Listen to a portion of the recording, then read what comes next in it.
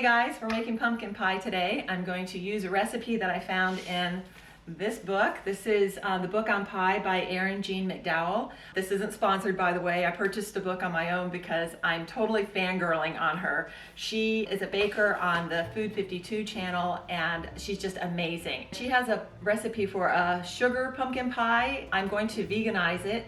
It's halfway vegan because there's no eggs in it, but it does call for milk and heavy cream. I found some Silk brand heavy whipping cream recently, so I'm going to give it a try in place of the heavy cream in the recipe, and I'm going to use almond milk in place of milk. She also has a really great pie crust recipe, and then I'm going to use vegan butter in place of her butter recipe. Okay, so the recipe calls for 150 grams of flour, which I've gone ahead and weighed. Again, with baking, you really do want to use a food scale to make sure that everything is very accurate. With flour especially, depending on the humidity and the brand, all these different things can affect your flour. So measuring it into a cup is sometimes not, well, it just never is as accurate as weighing it. So I need 150 grams of flour, which is a cup and a quarter if you're using measuring cups.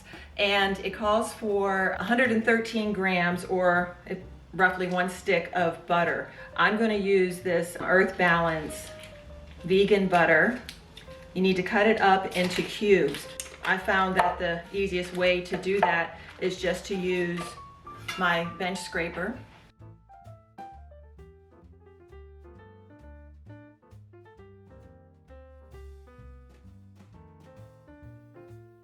Everything needs to be really, really cold for this to work the best.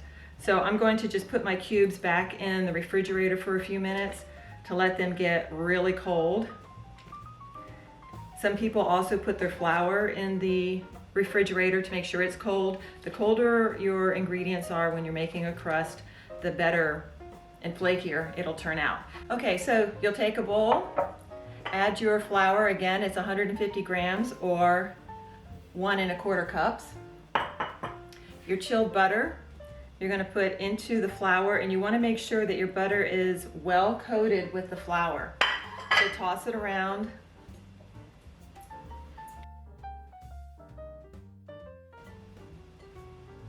Once you have gotten the butter pieces coated with flour, you're going to pick up each piece of butter and kind of squish it in your fingers and flatten it.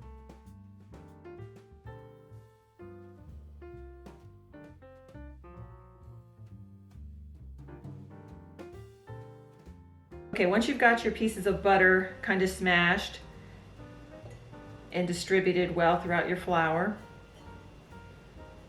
you're going to want to add your water. The recipe calls for 60 grams or 1/4 cup of ice water. Okay, adding the water, you want to just sprinkle it around. Some recipes will tell you to do it a tablespoon at a time, but I'm just going to kind of add a little bit at a time and fluff it. You want to get it well distributed.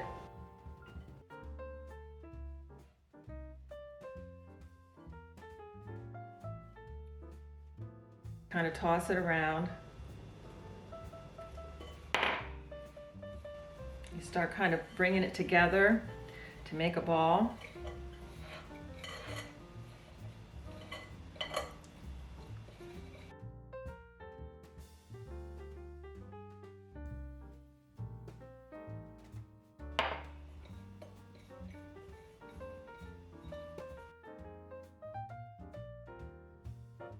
Once your dough is gathered into a ball, flatten it into a disc and wrap it in plastic wrap. The dough needs to rest in the refrigerator for 30 minutes to an hour. You do this so the butter doesn't smush and blend into the flour when you roll it. To roll the dough, flour your surface. I'm using a dough mat that I found online. I'll leave a link in the description box for this one. Sprinkle your rolling surface with flour to help keep it from sticking. You'll also want to flour your rolling pin. You can see the butter pieces in the dough. These butter spots will help create a flaky crust. As you roll your dough, it's important to make sure that the butter stays coated with flour or the butter will melt out of the dough as it bakes.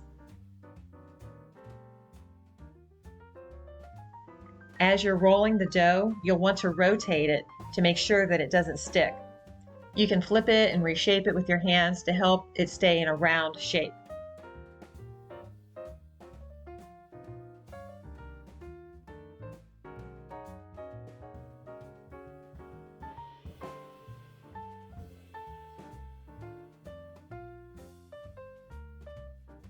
If you notice the dough is sticking, you can use a bench scraper to help lift it so it doesn't tear. If it does tear, you can just pinch the edges together.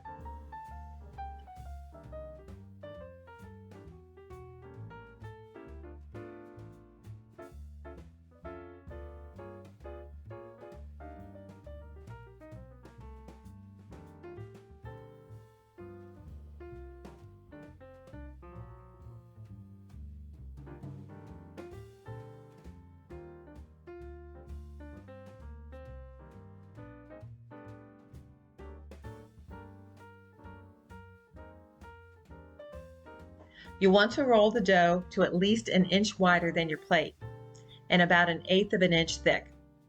The easiest way to pick up your pie dough is to roll it up with your rolling pin and lay it over the pie plate.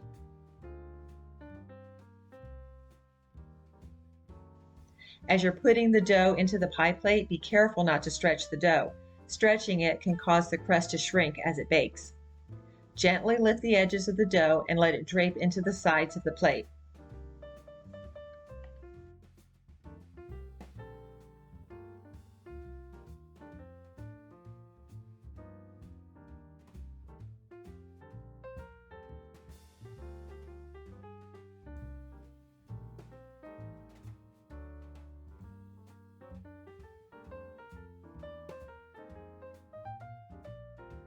You can use scissors to help trim any unevenness. If you have a spot that's too short, you can use the pieces to patch it up.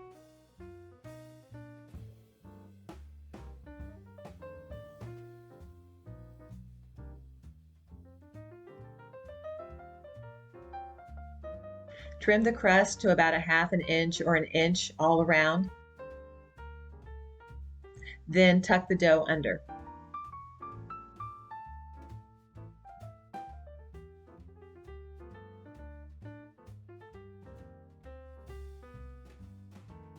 Next, you're going to crimp the dough. I like the pinch and twist method, especially with this pie plate. The dips in the plate make spacing the pinches easy and creates an even crimp all around. For a custard pie, like a pumpkin pie, you want to par bake the crust. Doing this helps prevent a soggy bottom. To help keep your crust from bubbling when you par bake it, you'll need to dock it with a fork. That just means you take the fork and poke it around the bottom and up the sides. When you par bake a pie shell, you'll need to fill it with pie weights to help keep your pie dough from sliding down into the bottom of the pan as it bakes. Line your pie dough with a piece of parchment paper. Next, you'll need to fill the pie shell with pie weights. If you don't have pie weights, you can use rice or dried beans or even sugar. I'm using a 3-pound bag of dried pinto beans. Put the pie dough back into the refrigerator to chill for 15 to 30 minutes. You want to give the butter time to firm up again. Preheat your oven to 425 degrees. Place your pie shell on the lowest rack in your oven. If you have a baking stone, put that in the oven to preheat as well. The baking stone helps the bottom of the crust brown. Bake the pie crust for 15 to 17 minutes. Then carefully remove the pie weights. Don't be tempted to cut the parchment paper into a circle to fit your plate, because the long pointy edges will help you lift the hot beans out of the baked shell. Place the empty shell back into the oven to bake for another 2 to 3 minutes until the shell looks set and is very lightly browned. Then you're going to let it cool completely. Next, you'll make the filling. The ingredients you'll need are pumpkin puree, fine sea salt, all-purpose flour, cane sugar, pumpkin pie spice, and vanilla extract. Erin's recipe calls for heavy whipping cream, but I'm using the Silk brand heavy whipping cream alternative. The recipe also calls for milk, but I'm substituting almond milk. Finally, you'll need dark brown sugar. Into a bowl, add 1/2 cup or 60 grams of flour, 1/2 cup or 99 grams of sugar, 2 teaspoons or 6 grams of pumpkin pie spice, or to taste. I like my pumpkin pie a little bit spicy, so I increase this to 1 tablespoon. Mix this up and add 1/2 cup or 106 grams of dark brown sugar. Stir this well to break up any lumps of sugar.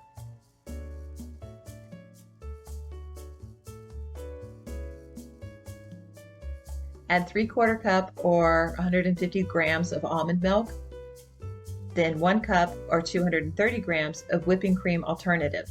If you can't find the Silk Heavy whipping cream, full fat coconut milk could also be used.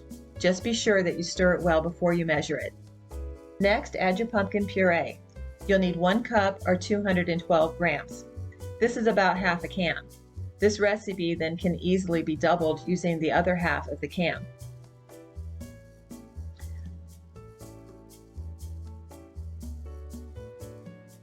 Finally, you'll add a half a teaspoon or 2 grams of fine sea salt and 1½ teaspoons or 7 grams of vanilla extract.